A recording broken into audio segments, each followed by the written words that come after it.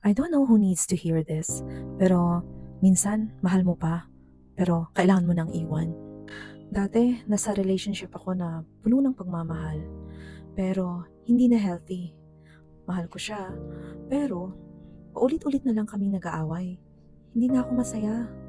Ang hirap, kasi iniisip ko, kung mahal mo siya, dapat ipaglaban ko, di ba?